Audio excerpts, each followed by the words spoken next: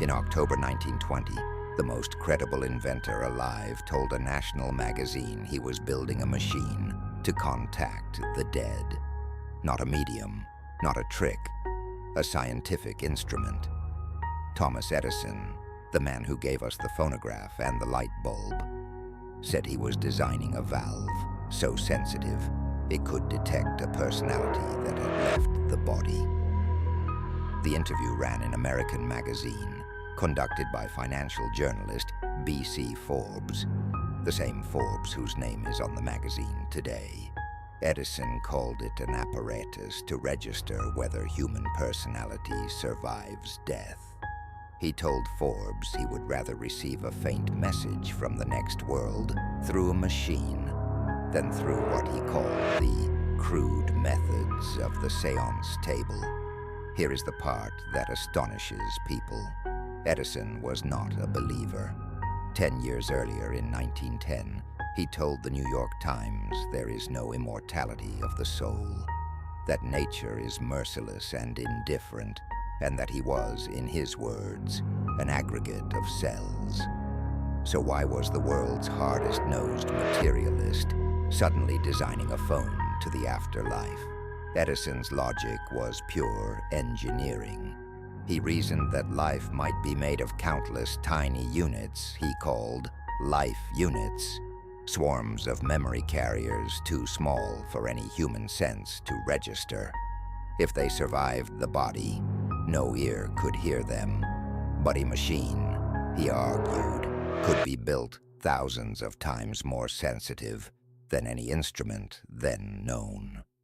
That machine had a name in his notes. A valve. Not a phone in the ordinary sense, but an amplifier. The idea was that even an infinitesimal force from a departed personality, far too weak to move a table or tip a glass, could trip a delicate gate and be magnified into something a living observer could read. The whole device was about amplification of the unmeasurably small. This is where the story splits people to this day. One camp, call it the engineer Edison camp, insists the valve was real applied physics, a serious instrument from a serious lab. The other, the mystical Edison camp, reads it as proof the great rationalist secretly believed. Both are arguing over the same handful of documents, and that is exactly why the fight never ends. Edison doubled down. That same month, October 1920, Scientific American published his own statement, laying out the apparatus in plainer terms. He wrote that he was giving the spiritualists a real method instead of Ouija boards and wrappings, a scientific apparatus to record, if it existed, the faintest evidence of contact. The most prestigious science journal in America printed it under his name. Timing is everything. The First World War had just ended, and so had the influenza pandemic. Roughly 20 million dead from the war, tens of millions more from the flu. An entire generation of grieving parents and widows wanted one more word from the people they lost. Spiritualism exploded. Even Arthur Conan Doyle, creator of Sherlock Holmes, was touring the world preaching contact with the dead. Into that desperate market steps the man whose word carried more weight than any preacher's. If Edison said a machine could do it, millions believed a machine could do it, and the press ran with it. Headlines around the world announced that Edison had invented, or nearly invented, a telephone to the dead. He never used that phrase. The newspapers did. Now here is the line that does not fit. Read Edison's own words carefully, and he never once says the machine works, or even that he believes the dead can be reached. He says, repeatedly, that he is only building the instrument to find out, and that if nothing registers, that is an answer too. The hardest skeptic alive built a device whose entire purpose was to test his own disbelief. Did the valve ever exist as hardware? This is the genuine open question.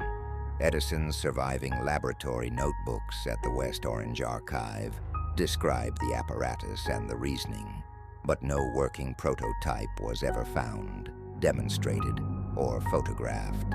His longtime associates gave conflicting accounts. Some said he tinkered with it quietly for years. Others said it never left the page. The story took a strange turn in 1948, 17 years after Edison died. A new edition of his diary and sundry observations appeared, and it contained a chapter on the afterlife machine that had never been published while he lived. The editor said it was assembled from Edison's late private notes. To the believers, that chapter was the smoking gun. To skeptics, a posthumous edition no one could question is exactly the problem. And then comes the twist that the engineer camp leans on hardest. In the 1940s, the journalist who'd helped shape some of the original coverage suggested the whole spirit phone story may have started, at least partly, as Edison pulling the public's leg. A famous prankster having fun with reporters who would print anything he said. The trouble is that confession is itself secondhand, and Edison's own signed Scientific American statement reads, "Dead serious." By 1933, the legend had a life of its own. Modern Mechanics magazine ran a feature claiming Edison had conducted secret spirit experiments, complete with sketches of glowing apparatus and tales of late-night tests. None of it was sourced to Edison directly. It was the moment the documented claim and the Pulp myth fused. And most of what people repeat today actually traces to that Pulp version, not to 1920.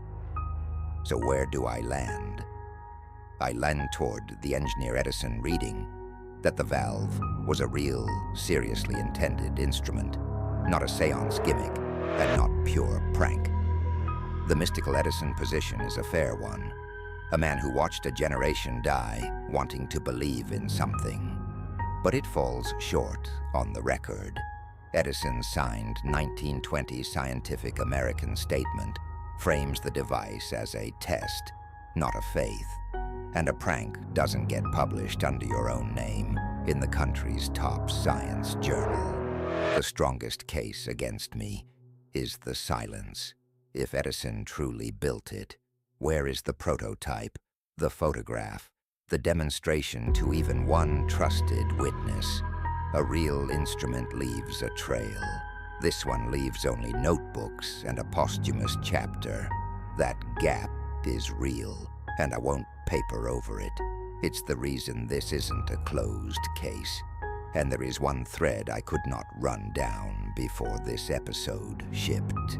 Edison's October 1920 American magazine interview was reprinted and paraphrased so many times that tracking down the exact, complete original wording, every sentence as Forbes first said it, is harder than it should be. Several quotes everyone repeats may be from later retellings, not the first printing. Back to where we started. The patron saint of cold, hard invention, quietly designing a valve to listen for the dead, documented in his own words, in his own science journal, in 1920. Whether it ever powered on, we still don't know. So here's the one to settle in the comments. Engineer Edison, or mystical Edison, was the valve a real instrument, or a grieving century's wish dressed up as physics? First word of your comment. Pick a side. If you've read the original 1920 American magazine printing, post the source. That's the thread that gets this solved.